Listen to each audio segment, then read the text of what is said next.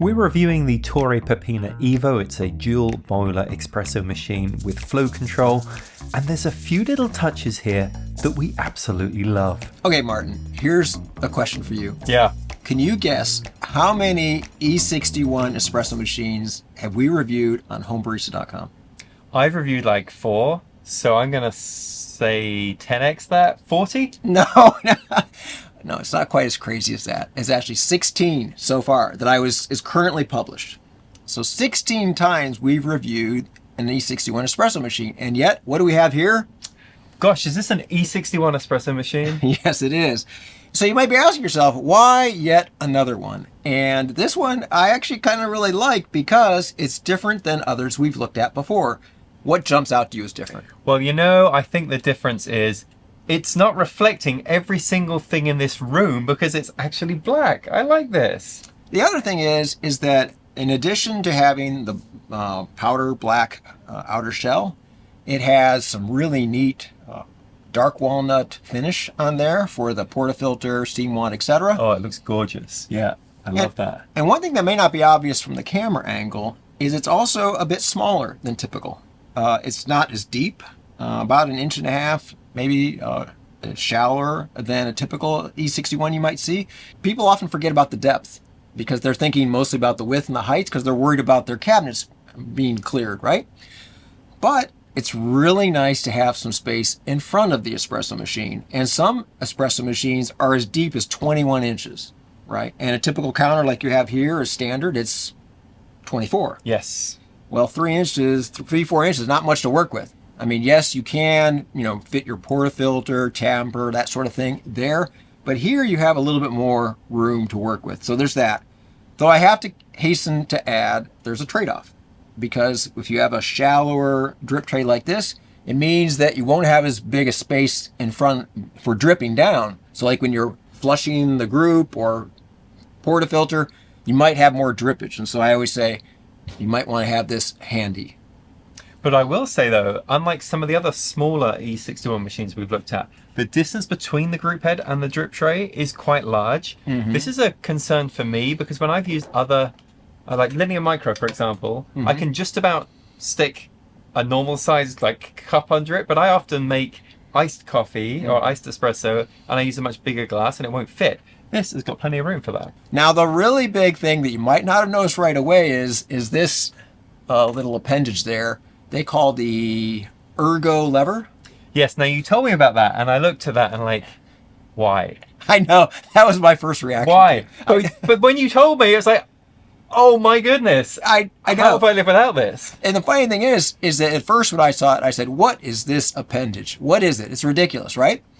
And then I've really come to like it. They call it the ergo lever. I call it the chopper, because it sticks out like that. And what's nice about that is that when you use a typical E61 espresso machine, it's got a pretty busy section on that side. Like right there you have the water or steam wand. You have a different control. And so when you're having to sometimes move things out of the way to get access to the brew lever, this solves that problem. And that's actually just the start. The other thing I like about it, apart from avoiding that clutter, is that it puts the brew lever and the flow control right within the same proximity. So I'm going to show you that just a sec. When I raise the brew lever, notice that it's right down, right next to the flow control. I can literally have one finger on the flow control and then just flip that down, and I don't have to move my hand at all. Yeah, and the number of times I have to move this wand out of the way on my system just so I can move the main lever, and now it's just not a problem because that's a really smart design, I think. I came to appreciate also while making cappuccinos. For example, the same ergonomics I talked about with these two being right next to each other, it's literally a circle of control here. So you can move from flow control to brew control straight to cappuccino, all staying within essentially the same area.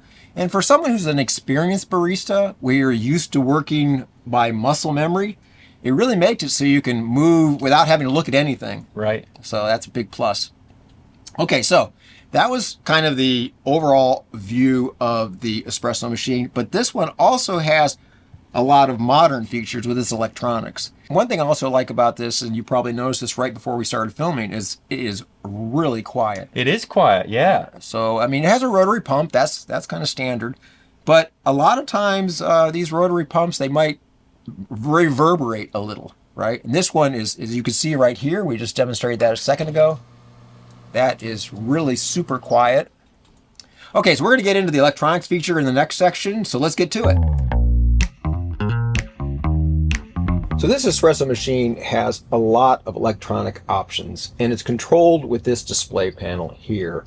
It uses touch sensitivity. You got to make sure when you're using it, though, that you use a gentle, firm touch. Be able to change between the main menu and then the settings menu.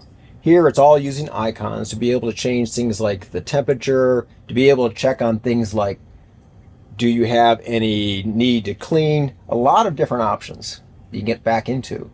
But let's really zoom in on a few that I think are particularly interesting. And those are accessible here. So of course, group temperature, one that you probably would want to modify depending on what coffee you're using. But if you slide on over, you can see this feature, which I really like, especially if you have, say, different skill levels of people in your home. There might be some who are perfectly fine using a flow control device and tweaking down the pressure on demand. This one, on the other hand, allows you to have a gentle pre-infusion that's fixed by the pump. And I kind of refer to this in some respects as a speed bump sort of pressure, where it'll pressurize the pump for a few seconds and then pause, the pressure will drop, and then continue. And that gives you a little bit of time for pre-infusion. Here I chose 5 seconds. That gives enough time for the chamber to pressurize, and then you have maybe 2-3 bar pressure that then declines and then picks up from that point forward. So you have pre-infusion without having to mess with the flow control device. Other options here, you can control the steam pressure, and it goes all the way up to 1.6 bar, which is really, really fast. This is a very fast steamer compared to other machines E61 machines that I've tried. I like about 1.4, but if you're making your big gulp lattes, you might even crank it up a little higher. This is an option that I have never seen before. Here you can adjust the steam boiler water level. Normally the steam boiler water level is fixed. And so it has a little metal rod that goes down to the water level that is detected, and it fills that level, end of story. With this machine, you can actually adjust that on the fly. And so say, for example, if you're going to be serving a lot of people who like Americanos, or you want to prioritize steaming, you can change the level of the steam. So here we have, for example, a 60-40 split. So that means the boiler will fill to 60% water, leaving a headspace of 40. You can also tweak that within a certain range to have more water. So say, for example, you want to be able to draw for Americanos having 8 or 10 ounces. This allows you to do that without getting all that sputtering because the water level is a lot higher. There is a trade-off, however. Because of this, that means the steam is going to be potentially a lot wetter than what you're used to. So if you crank it up there, it's going to mean wetter steam. You can go the opposite extreme and go down, and this will give you ultra dry steam. It's a matter of preference. Keep in mind, if you use this option, it doesn't change on the fly and within the boiler itself. If you reduce the water level, you actually have to drain water using the water wand to accomplish that, to get that level down. And then from that point forward, it will only fill it that much. So back at the main menu, you can also tweak some other parameters. For example, if you want to control automatic power up, power down twice a day, different days of the week. So for example, during the weekday, you might have it come on early. And on the weekend, you get up a little bit later, so you have it come on later. This allows you to control that without having to involve an outside timer. So with the little leaf, you can set the standby time. So that means if it hasn't been used for 30 minutes, in this case, it's automatically going to turn off. So if you're walking away for the day, it'll go ahead and power off, saving energy.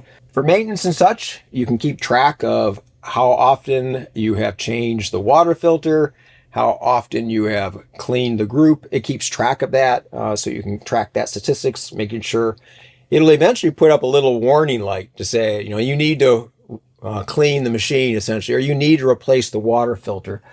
That will show up here where that little hazard light is. Now, back at the main display, it shows you a few things. Of course, it shows the brew temperature you've selected and the steam boiler pressure in the different ranges of green, red, etc. One thing that may not be really obvious is the green steam icon there is to control the steam boiler. If you want to turn it off, you press and hold, and then it'll go off. One thing to note is that it resets each time the machine is powered up. It's not a persistent setting, so if you want to keep it off, you're going to have to remember to turn that off each time.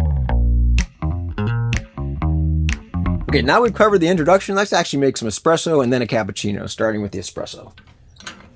So the one thing I really like about this is the ergonomic features are kind of nifty. And here you get to see that in use. When you use the lever here, it puts it right next to where your hand would naturally be. You can see here how the gauge moved up just slightly during the pre-infusion, and then I can control it, the maximum pressure.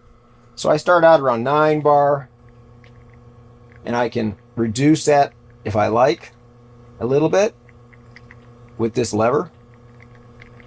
Now I'm going to let this trail off naturally and then cut it off right about there. So here your hand can start here and then can move directly to turning off the lever, and even then starting then a cappuccino. Really, that's literally going in a circle from one to the other in one motion. So let's go ahead and make a cappuccino. I'm going to raise the pressure slowly and slow it down right around 8 bar. And while that gets going, let's go ahead and purge out the wand.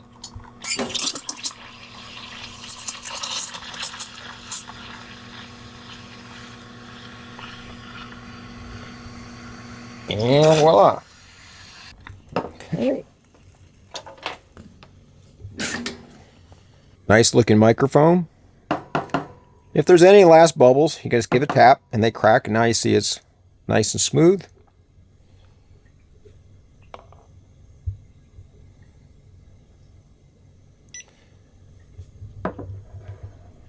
No risk of winning any contest, but looks really good.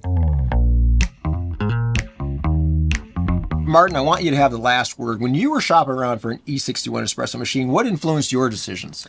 Yeah, I mean, I was looking for a number of different features, but honestly, when you're buying something like this, the visual appeal counts for a lot.